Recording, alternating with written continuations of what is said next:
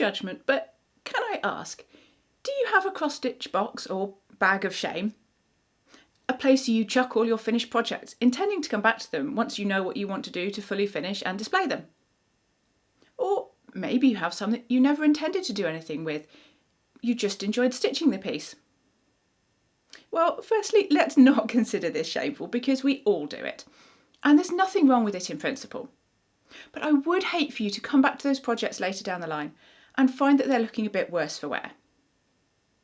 After putting a lot of time and effort into a cross-stitch piece, I think it's worth taking a few simple steps to store them safely, protect them from damage and deterioration, and keep them looking pristine even years down the line. Hi there, Stitchy friends. I'm Kat from Catkin and Lillie, bringing you all the best tips, tricks and tutorials so you can learn more about all things stitchy, grow your stitching skills, and get the most joy from your stitching. Now, it's a familiar story. Stitch design, finish design, don't know what to do with it, put it somewhere out of sight and forget about it. We are all guilty of this. I've been there too, and if I'm honest, I still have more than a few pieces waiting for me to do something with them. But does it matter how you store them? Well, yes. Fabric and threads can be sensitive to light, humidity and temperature, so poor storage could result in fading, discoloration, or worst case even mildew or mould. If pieces are stored crumpled or folded, then you may find that hard creases set in and are very difficult or even impossible to remove. Imagine coming back to a piece and being excited to finish or frame it and finding that it has stains, has become warped, or has creases that you can't shift. I'm going to share 3 top tips that will help to reduce the risk of any damage to your completed projects while they're stored. And then I'm going to dive into some different options for storing your projects and show you how I store mine. Okay, let's dive right into my 3 top tips. Tip number 1, do not fold. I'm going to show you a few ways to store your projects, but you will never see me folding my pieces for storage. The longer a project stays folded, the more chance of creases that you can't remove fully, and also risks your stitches becoming distorted along the fold lines. It's just not worth it. Tip number 2 is wash and press first. Yes, I said it and I stand by it. Unless you have a project that specifically can't be washed, then save yourself some trouble down the line and wash and press your finished piece before you store it. Even if it looks clean, you would be surprised what stains might appear over time, and you could come back to a project to find that the fabric or threads have become stained or discoloured. I've made a video all about how to wash and press your cross-stitch projects, so I'll link that in a card and in the description. And tip number 3 is use quality storage products. This one's probably a little bit up for debate because it's hard to be sure whether it will have any real impact on your pieces over time. But I prefer to use acid-free or archival quality products when storing my pieces, where possible. I just want to reduce the risk of deterioration as much as possible, and I think it's worth hunting down or even paying a bit more money for. I'll talk more about this specifically when we get into the storage options, which is now. If we want to avoid folding, then there are really only 2 options left, rolling or storing flat. And in fact, I use both of these options. Let's start with flat. And this is especially useful for smaller pieces. You could use a box, plastic wallets, document or art folder. So I've been storing a lot of my small pieces in a box like this. This is a 12 by 12 inch plastic box. So it's quite a shallow box with a lid. So I have lots of pieces all stacked up in here. They're all kind of jumbled in there, all just tucked in. Now, immediately you can see the obvious downside to this is it's not great if you would like to be easily able to view all your hard work or find a specific piece, as they're all just in one big pile. And the pile was a lot bigger than this before I moved some of them into what I think will hopefully be a better storage solution. So, I've ordered an art portfolio. So this is the art portfolio that I've ordered. It's from Dunwell. Comes in lots of sizes. This is a 9 by 12 inch, but they do come in, actually some of them are quite a lot bigger than this, which could be useful if you want to store larger pieces. And it has plastic pockets inside it. So it has 24 acid-free plastic pockets, each with a black paper layer inside as well. So the paper is acid neutral, the pockets are acid free, so it's all archival quality. And obviously I can just slide each cross stitch piece in. Obviously I can use both sides of the pockets. Oh, not got anything in that one. So I could get a total of 48 projects in here. Although in some cases, as you can see, I can actually get 2 pieces in each pocket. So this is a great way for me just to be able to flip through and see things that I've stitched. This was one of my most recent ones, my little woodland fox. And you could label each pocket with a sticker to say what the project was and when you stitched it. Or, as you can see with this one, I've used one of my project cards. And it's easy enough. I fill this in when I start the project. So I fill in all the project details and the notes, and then I can pop that into the pocket. And that's an easy way to keep a record of what I stitched. Now this is one of my mini project record cards, which are available to buy in my shop on Etsy. So I'll link those in the description. And that just slides in there. You can slide that in front or behind of your project. Now this portfolio was a bit more expensive than some that you could buy. It was just under £20, but I think it looks really nice. It has high quality materials on the inside. It's got a nice finish on the outside here. So I feel that it's worth it. And again, I'll pop a link in the description for this as well, so that you can see exactly which one I'm talking about. So now we're going to talk about rolling. And you can use this method for any size of piece. I do particularly like it for large pieces. The ones I've got here aren't particularly huge, but just be easier to get it in shot on the camera for you. But I use this method for all of my much larger pieces, particularly if I'm storing them ready to go to the framers. So I'm going to use acid-free tissue paper, and I've put a layer on here and pop the cross stitch on top. And in fact, this tissue paper is actually a much larger piece that I've folded in half.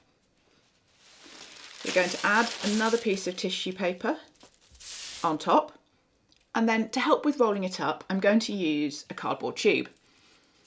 So you can get cardboard tubes in the middle of rolls of wrapping paper or kitchen roll, or you can actually even make your own. I've made this one here simply by rolling up, I don't know how well I can show you, rolling up a piece of card and just sellotaping it.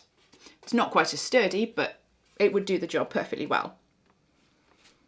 So then you're going to put your tissue paper, put your roll, normally I would put it right at the bottom end of this. Let's move this up a bit. So put my tissue paper, put my roll at the end of the tissue paper, roll that round, just keep those ends tucked in, and then we roll away. So you can roll that up. By the time it's rolled, this tends to kind of not meet up so well, but that really doesn't matter. And all I would do is take some washi tape, take a small piece of that, and just use that just to stop it from unrolling. Now, if you don't have an infinite supply of cardboard tubes, then you could use a tube to roll it up round, but leave one end sticking out so that when you finish rolling it, you can actually slide the cardboard tube out, save that for later, and then you can keep your stitching rolled up like that. There's obviously, depending on what you do with this, more risk of it getting squashed, but it should be absolutely fine like that if you don't have lots of cardboard tubes. Another option is that you can roll up multiple pieces all together. So I've got my one piece underneath here. I can add in another piece, add another piece of tissue paper, put another piece, again another layer of tissue paper, and then scoop that up. We can roll up again from the bottom. Obviously this is going to get a bit chonky, but totally doable. Roll that up.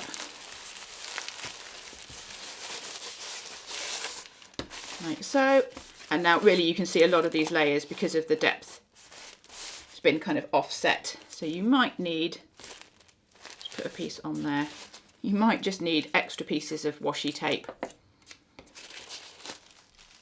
just to keep that all together. But you can roll lots and lots of projects up. There's probably a limit to how many you can roll. I've definitely rolled 3, 4, maybe 5 projects.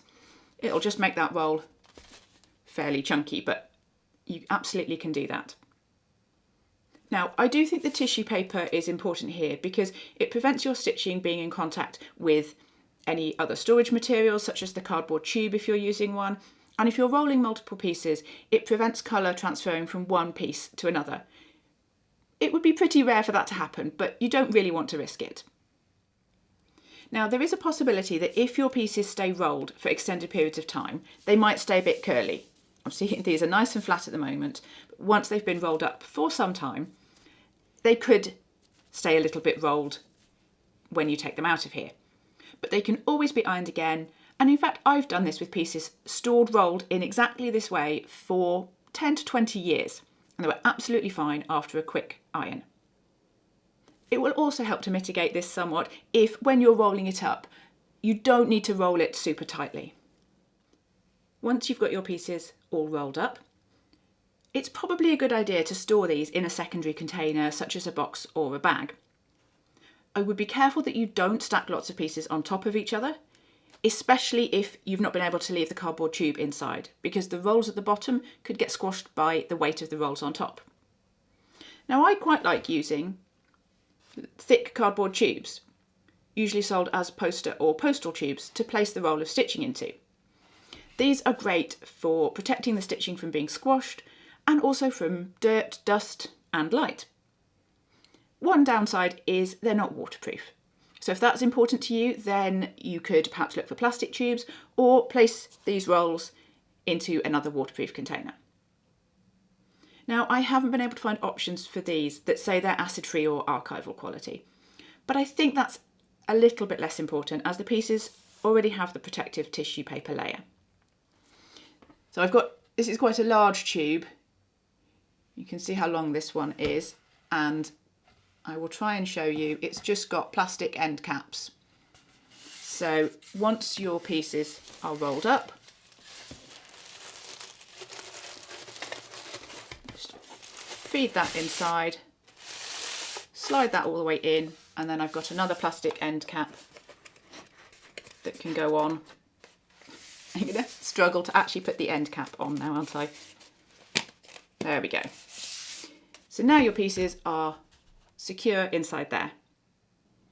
And this gives you lots of options for storing these tubes. You can store them flat, you could store them standing up, depending on where you've got suitable space for them.